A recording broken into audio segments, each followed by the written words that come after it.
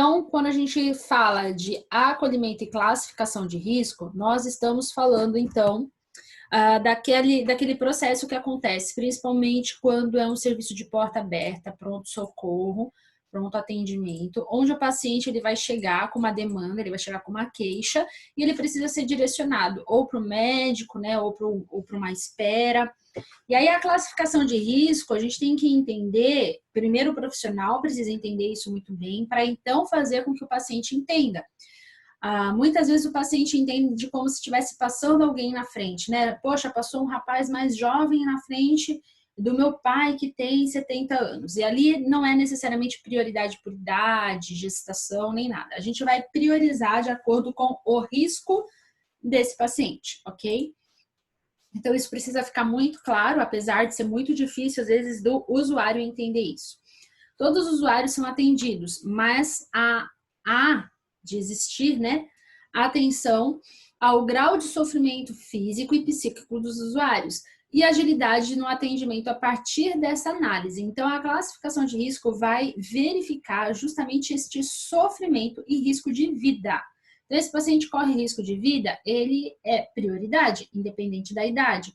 Esse paciente não corre risco de vida, pode ter 100 anos, ele consegue esperar eu atender quem está correndo risco de vida? Então, primeiro quem corre risco de vida e depois o paciente de 100 anos, tá? E aqui não é uma questão de desrespeito, é uma questão mesmo de priorizar a vida. Então, dentro do acolhimento com classificação de risco, quem vai determinar essa prioridade é sempre o enfermeiro, tá? O técnico ele pode auxiliar, observando sinais e sintomas, coletando sinais vitais, fazendo uma breve entrevista. E aí quem realmente vai classificar o paciente vai ser o enfermeiro capacitado.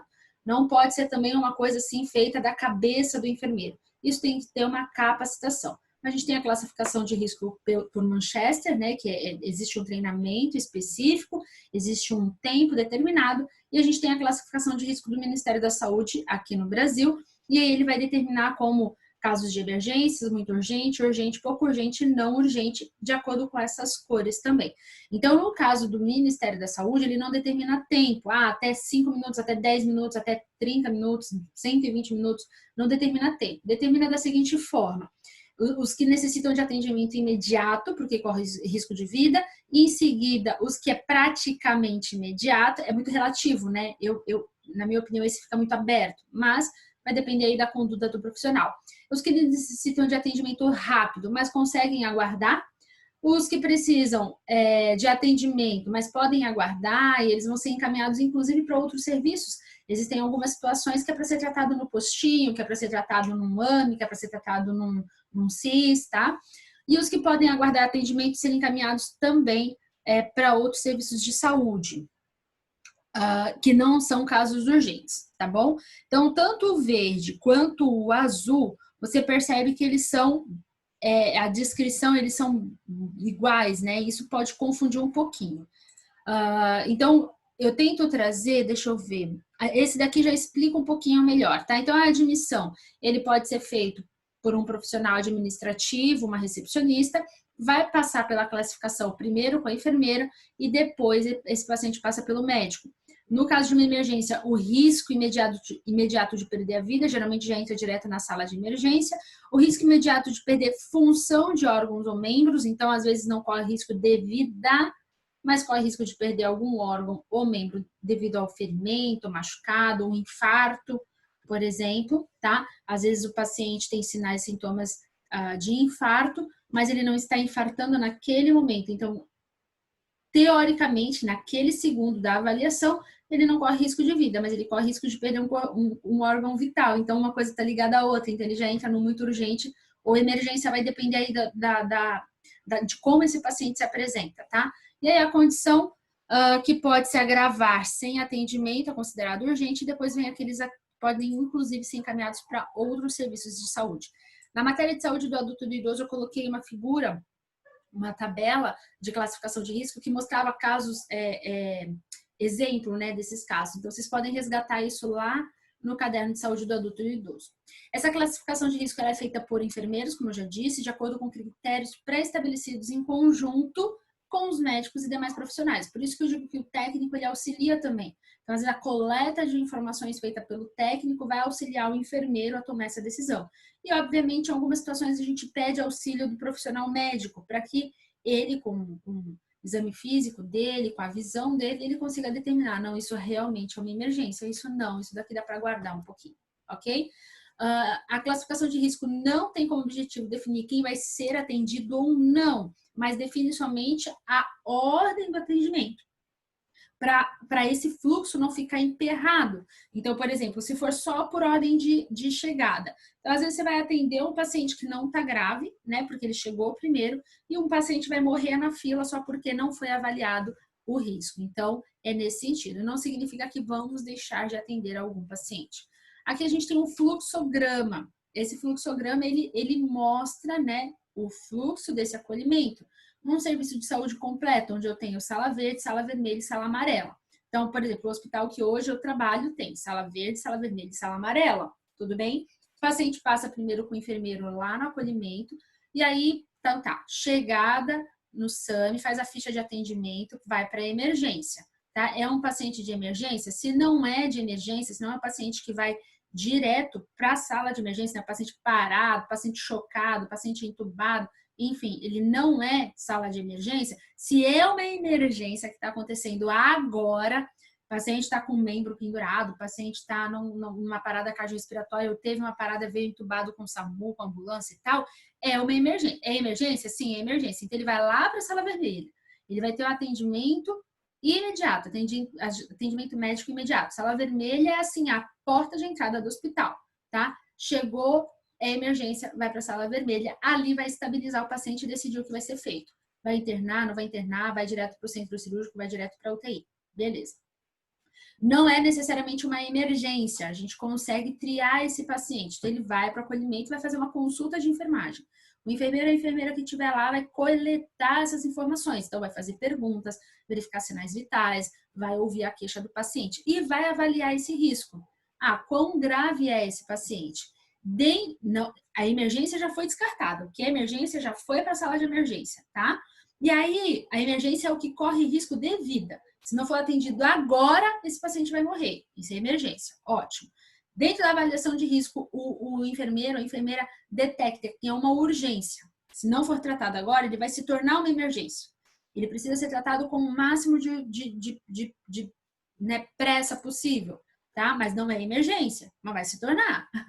Então, se é uma urgência, vai ser dada uma urgência maior, né? Vai ser avaliado, é uma urgência maior, tá sangrando, enfim, aí depende muito dos casos, tá? O enfermeiro avalia isso, às vezes com a ajuda do profissional médico, e vai para a sala amarela e vai ter o atendimento do médico também, né? Não com a mesma prioridade, rapidez que da sala vermelha, mas também vai ter o atendimento médico com uma certa prioridade. Não é uma urgência maior? Não, não é. Então, ele vai para a especialidade disponível. Ah, não, eu tô com dor nas costas. Ah, eu acho que eu quebrei o dedinho do pé. Ah, eu tô com sangramento vaginal e fora do normal. E aí vai ser encaminhado para especialidade, porque não é uma emergência, não é uma urgência, ok? E aí, especialidade, né? Eu vou lá para a sala, vejo como se fosse uma sala de espera para uma consulta, para passar em consulta com o médico, e vou direcionar. Esse é urologia, esse é neuro, esse é gineco, esse é trauma e assim por diante, tá? Oftalmo, otorrino, assim. Aí vai depender também da agenda daquele profissional disponível e do profissional disponível. Às vezes um hospital ele não vai ter todas essas especialidades, vai ter assim o trauma, o gineco e um clínico geral. Dali é direcionado, por exemplo, precisa de um neuro, não tem neuro de plantão nesse serviço de pronto atendimento, vai internar esse paciente, pedir uma consulta para o neuro. Tudo bem? Não sendo nem emergência, nem urgência. Tá. Então, se não tiver especialidade disponível, tá vendo ali, ó, especialidade disponível, sim, caminha para a especialidade. Não tem especialidade disponível, ele vai para o serviço de referência. O que seria serviço de referência? Não é uma coisa que precisa ser tratada agora, então a gente encaminha para o postinho, para o UBS, para a Policlínica, para o USAFA, para o AME, né, ambulatório médico de especialidades, você encaminha esse paciente, às vezes é uma coisa que não precisa não precisaria ser tratado agora. Ou então vai para a sala amarela. Na sala amarela, com uma menor urgência, ele vai ter atendimento médico. Agora, voltando no fluxograma, olha, não é uma emergência. Perfeito, passou pelo acolhimento, coletou os dados, avaliou a classificação de risco. É uma urgência. Perdão, não é uma urgência. A gente já fez aqui sendo urgência, né? Não é urgência, não é emergência, não é urgência. O paciente está ótimo, está estável, né? Ele foi ali porque ele tem uma dor na coluna há 10 anos que ele não trata, não segue tratamento, não toma medicação, não faz atividade física, enfim. E aí ele não é nem urgência nem emergência. Ele vai para a sala azul e vai fazer um agendamento, né, no programa Saúde da Família, na UBS. Pode ser que no azul ele passe pelo médico, dependendo da situação, sim. Passa pelo médico, só ele vai aguardar mais do que os outros. Passa pelo médico e vai, às vezes, tomar uma medicação imediata, ali, um anti-inflamatório, um analgésico, né, um antihipertensivo, vai resolver a situação naquele momento e depois ele vai para casa, sendo encaminhado para o serviço de saúde mais próximo, e aí vai depender muito da cidade, do estado, de como funciona o serviço de saúde. Dúvida do fluxograma aqui da classificação de risco? Alguém quer perguntar alguma coisa? Já passou por isso?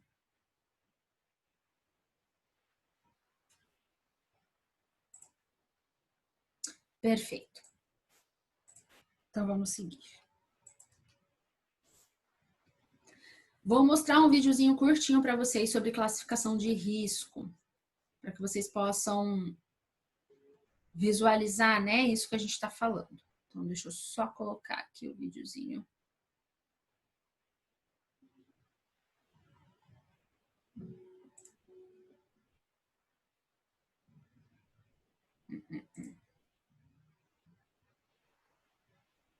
Vou mostrar 2, tá? Para exemplificar, então, a classificação de risco.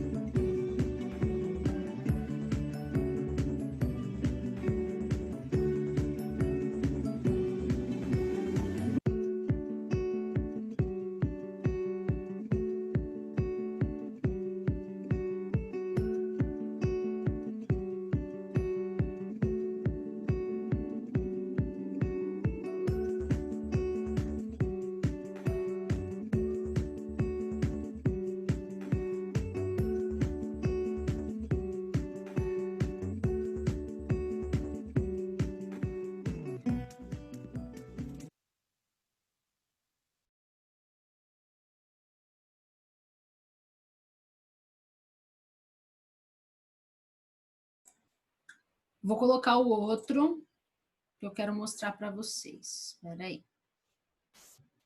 Deixa eu só abrir ele.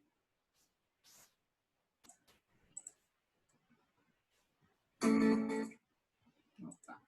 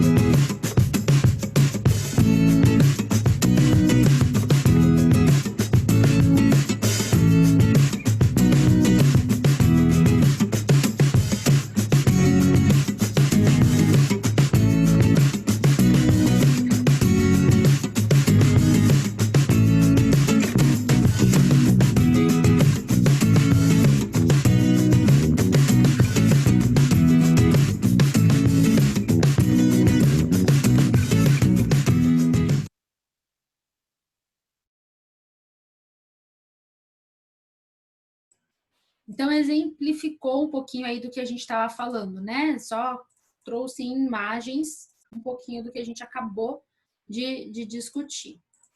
E agora a gente vai dar continuidade a essa discussão. Alguém quer fazer alguma pergunta? Tá tranquilo? Entendimento? Continuando, então, em ferramentas para tornar a humanização possível, a gente vai falar de comunicação assertiva. E a gente já falou de comunicação quando a gente falou de segurança do paciente. Eu gosto bastante do assunto, eu gosto de falar, de repetir sobre isso. E nesse momento a gente vai falar sobre a comunicação em si, não necessariamente como segurança do paciente, tem tudo a ver, é um dos passos, mas como ferramenta mesmo para tornar a humanização possível. Quando a gente fala de comunicação, é a forma como a gente fala, como a gente se expressa, e aquilo que em algum momento eu já conversei com vocês sobre ai,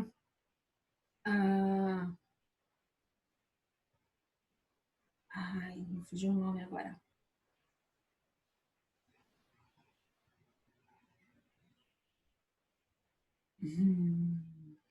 Quando eu falo e eu preciso saber se eu estou sendo entendido. Literácia em saúde. Quase não saiu.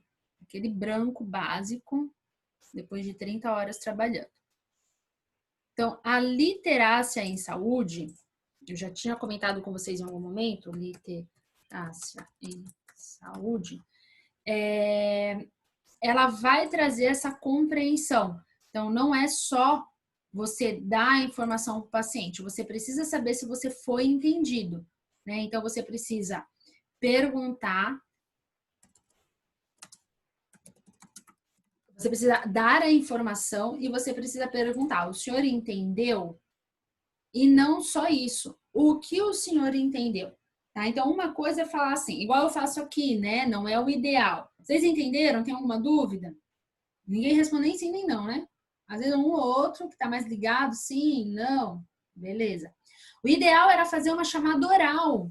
Então, pegar aí todo mundo que está presente e começar. Bruna Araújo, responda para mim o que é classificação de risco. Fernanda, responda para mim o que é a comunicação assertiva. E isso seria uma forma de testar, né, de literácia, no caso aqui da matéria. Paloma, responda para mim o que a humanização tem a ver com a comunicação. E a gente ia abordando, então, Matheus, descreva para mim quais são as ferramentas para tornar a humanização viável. Né? Literácia em saúde, você vai testar o que a pessoa ouviu e se realmente ela entendeu. Tá? Então, a literacia em saúde ela é bem importante. No Brasil tem pouca coisa escrita ainda, infelizmente, mas é algo que é importante vocês saberem que existe. E o que isso tem a ver com o paciente? Tudo a ver com o paciente, porque muitas vezes você vai dar uma orientação para esse paciente, você acha que ele entendeu e na verdade ele não entendeu. Né? Então, mata todo mundo, Matheus? Na sala de aula é até mais fácil fazer isso, né? Mas a literacia em saúde, por exemplo, você vai dar orientação. O paciente está indo embora, está, né, de alta para casa, e aí o médico foi lá, largou uma receita na mão dele, e aí você vai perguntar: seu Antônio, o senhor não entendeu como é que é para fazer o curativo? Quem vai fazer? Às vezes até o seu Antônio não entendi. Quem vai fazer seu curativo? Minha filha. Quem é sua filha? Nunca nem foi no hospital. Né? Minha esposa. Ah, sua esposa, a senhora entende o que está escrito aqui? Não, filha, eu não tenho leitura, não sei ler. Né? Porque a pessoa vai com aquela receita, às vezes, entrega lá na farmácia e vão dar um monte de coisa na mão dela.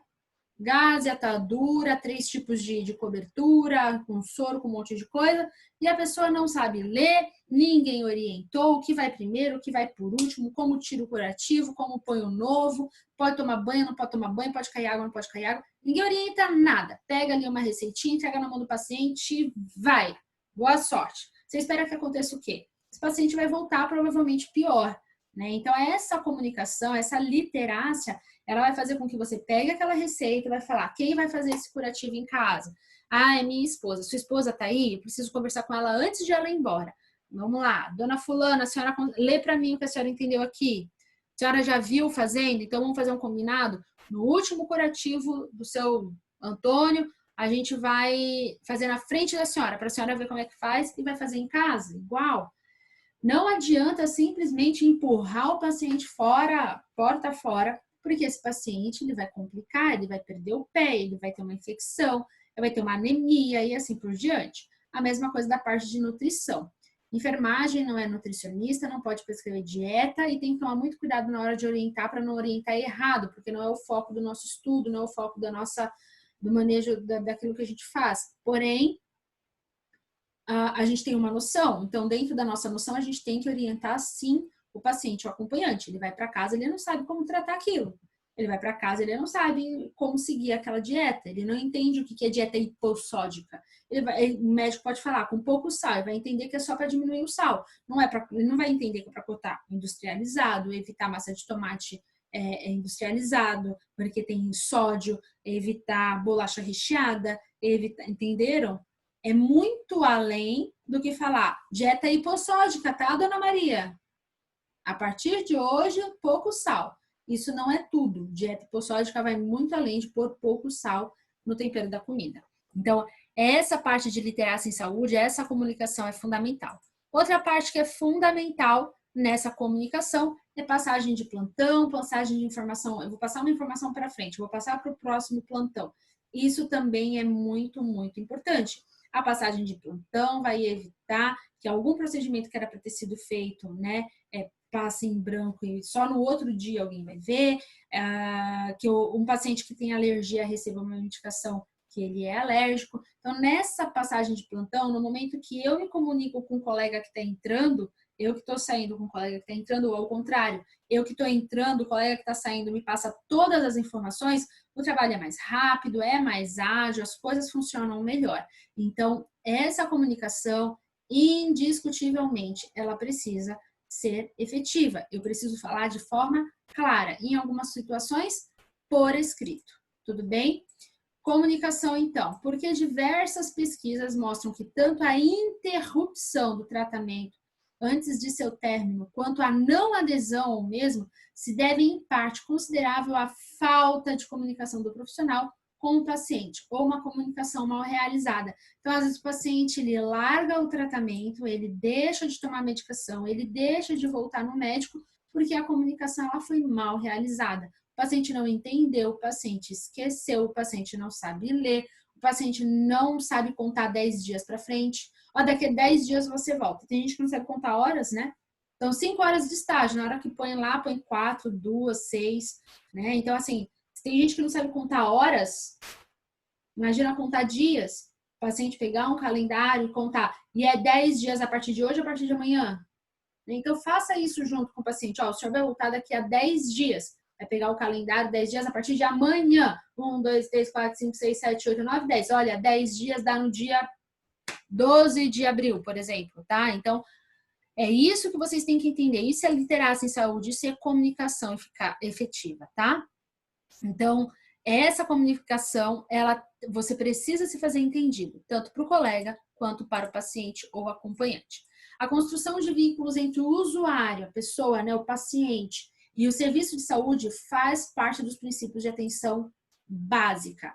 Gente, a comunicação, a forma como você se comunica, a postura que você tem, vai mudar a visão do paciente em relação ao tratamento dele, tá? Tem pessoas que largam o tratamento porque não há uma comunicação efetiva, né? Tem pessoas que vão embora no meio de um exame porque não entenderam o que vai ser feito, ficaram desesperados com aquilo que foi dito. Quer ver? Vou dar um exemplo para vocês. Eu vou dar um exemplo. Ele é engraçado. Tem menor de idade aí no recinto? Se tem menor de idade, põe fone, por favor. Essa aula é para maiores de idade, né? Então, o que eu vou mostrar, de preferência para maiores de idade. O vídeo, em partes, ele é engraçado, mas ele reflete uma realidade triste, né? Eu mostro porque para vocês não cometerem esse erro. Eu mostro para vocês não cometerem esse erro. E caso vocês vejam um colega, um profissional, alguém cometendo esse erro, vocês possam, quem sabe, ajudar essa pessoa, né, a não cometer mais o erro, tá bom? Então, assistam, depois a gente vai discutir. Eu quero que vocês participem. Ou escreve ou abre o microfone. Vamos lá. O canal costuma ter censura livre, mas no vídeo de hoje, excepcionalmente, colocamos censura para 14 anos. Se você tem um filho menor de 14 anos, a gente sugere, não deixe ele assistir não. Não sei como que é a cultura sua dentro de casa, talvez você pode assistir, achar forte. Embora na TV aberta, muitas vezes durante o dia passa coisa até pior. Mas a gente preferiu colocar censura para ninguém chocar e tal. Nosso canal fala de coisas do cotidiano, e isso acontece na vida real, então vai acontecer aqui também. Espero que vocês gostem, valeu. Oi, boa tarde. Boa tarde. Vim fazer um exame. Qual exame? Esse daqui, ó. Espermograma?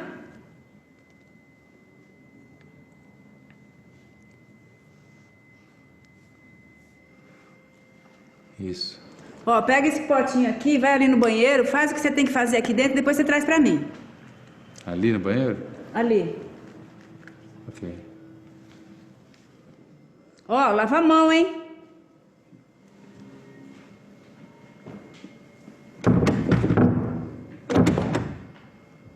Moça, tá trancado aqui, tem que pegar a chave com você? Ué, tá ocupado, tem que esperar.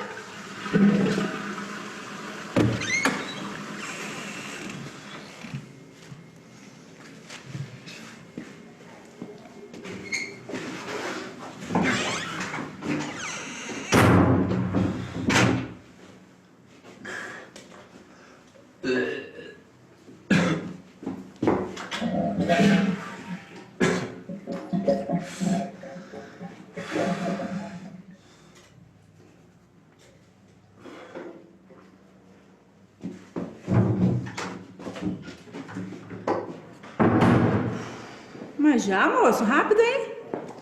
Moço, não vou conseguir fazer ele não, preciso de outro lugar. Mas só tem ali, tem que fazer ali. O cara acabou de cagar ali dentro, moço. Como é que eu vou conseguir fazer essas coisas lá? Tá um cheiro terrível. Ah, se concentra que você consegue. Consigo? Com gosto de bosta na boca? Tem nem clima. Não acorda nem a pau. É só ali, senhor. Saco. Você não tem nada aí pra me ajudar? É o que eu tô pensando. Você quer a minha ajuda? Não, não. Não esse tipo de ajuda, credo. Não. Algum filme, vídeo, TV. Não tem nada, senhor. Como que eu vou fazer sem ver nada e com gosto de bosta na boca? Ah, tem uma revista que o rapaz esqueceu aqui, ó. Pera aí. Essa aqui, ó. Só tem essa? Ou essa. Não, aquela ali, aquela. Toma. Obrigado.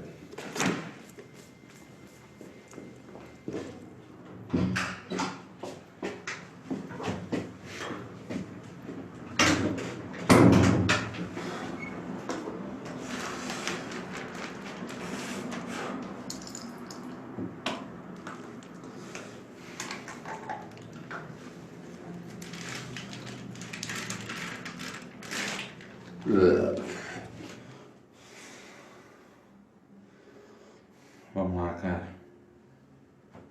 Vamos lá, campeão. John. Acorda, John. Tem gente conversando lá fora? Tem, mas tem que se superar. Acorda.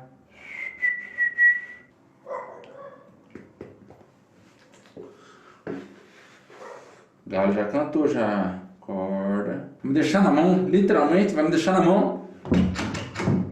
Vem, gente! Vai demorar? Se ficar batendo aí, vai, né, vai? Tem que concentrar aqui, vai pra lá. A hora que eu acabar, acabou, vai.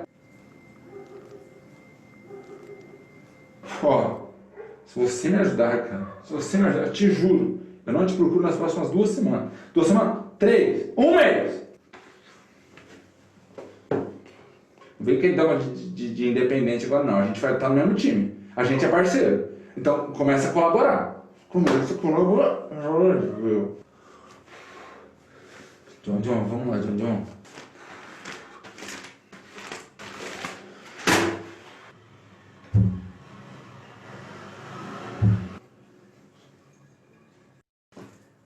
Eu tenho conversa de homem para homem agora. Ou você me ajuda, ou não vou te arrancar porque eu preciso de você outra hora. Mas me ajuda, cara. Me ajuda, cara.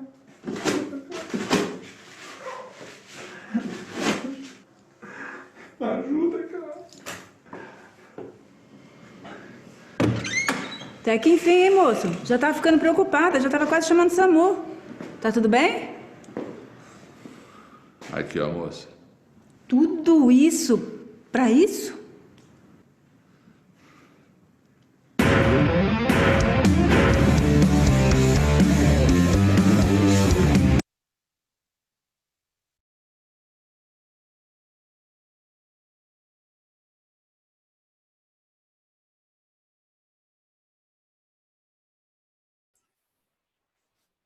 E aí, quais foram os erros desse atendimento? Teve um bom acolhimento? Um acolhimento humanizado? Sim ou não?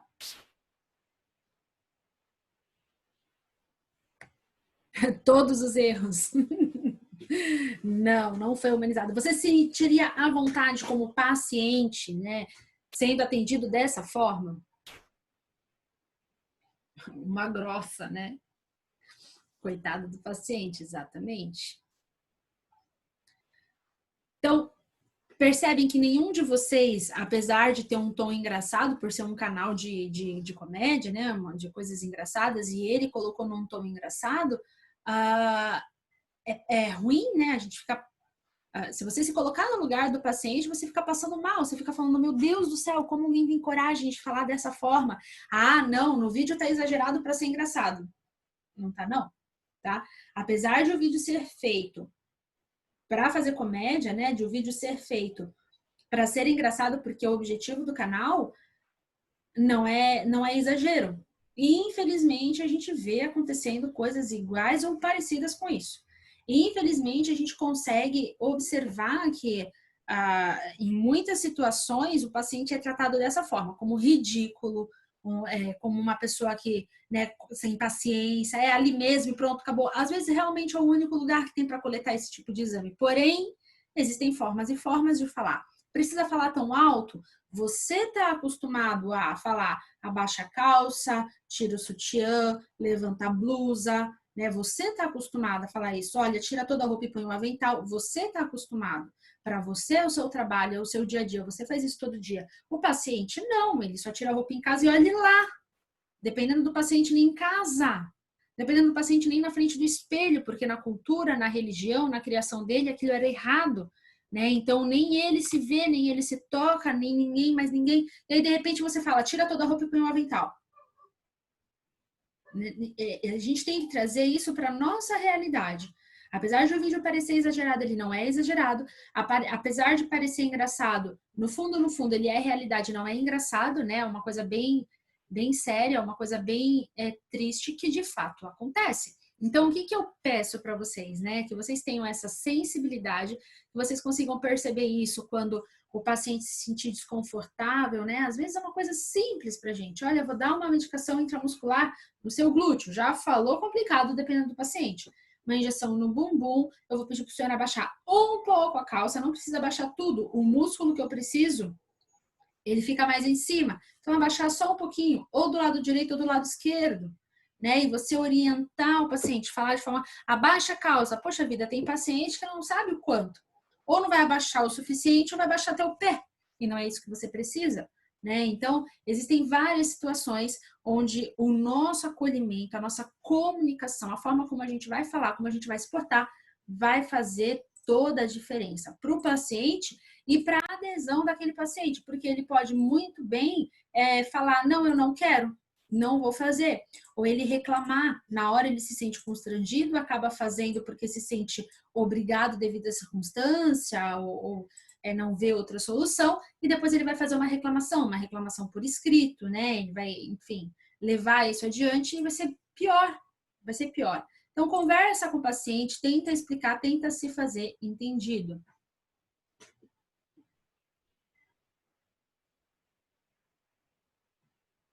Então, Rose, às vezes o paciente, você fala assim, abaixa a calça. O que é abaixar a calça? Né? Ele não sabe o que é glúteo médio, glúteo maior, glúteo menor. Ele não sabe que a musculatura onde a gente aplica a medicação né, ela é mais em cima, tem gente que fala, é nas costas. Não, não é nas costas. Se você analisar a musculatura, onde a gente aplica a medicação, parece que é nas costas, né? Mas é a continuação ali do glúteo. Não é na gordura do bumbum, tem que ser no glúteo, musculatura, músculo. Porque é uma intramuscular, senão seria uma subcutânea. Então, às vezes, as pessoas acham que é no bumbum, né? Não, no bumbum, na parte mais adiposa do negócio. E não é.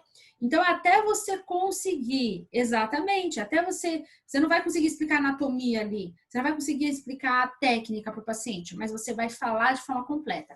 Senhora, a medicação é no glúteo, que é o músculo aqui, ó, um pouquinho acima do seu bumbum. Então, eu preciso que você abaixe um pouquinho, né? Um palmo, 5 dedinhos já é o suficiente, não precisa tirar tudo. Falar, nem que vira um mantra. Para todo paciente eu vou falar isso? Sim, para todo paciente você vai falar isso. Até para que ele entenda que você não deu muito em cima, que você não deu a injeção nas costas, né? E aí você pode até, o paciente às vezes pode perguntar, ué, mas não é no bumbum? Não precisa tirar tudo? E aí sim você pode continuar a sua explicação, tudo bem? Então tomem muito cuidado com a comunicação de vocês. E isso vai tornar o trabalho de vocês melhor, o atendimento de vocês melhor, a relação com o paciente melhor. A relação do médico com o paciente tem o intuito de aprimorar o atendimento, médico aqui, né? Médico, enfermagem, paciente, da saúde oferecida na medida em que vai proporcionar ao profissional, vai proporcionar a vocês a oportunidade de fazer um exame, né, uma leitura do paciente mais profunda e vai facilitar você conseguir identificar um problema, uma situação. Se você for uma pessoa muito incisiva, uma pessoa que não tem acolhimento, que não sabe se comunicar, o paciente ele não vai conseguir falar o que ele está sentindo de verdade, ele não vai conseguir nem lembrar, ele vai ficar tão nervoso com aquela situação que ele vai travar, tá? E ele promove o empoderamento do paciente. Apesar de não gostar muito da palavra, ele promove a autonomia. Eu gosto mais da palavra autonomia do paciente.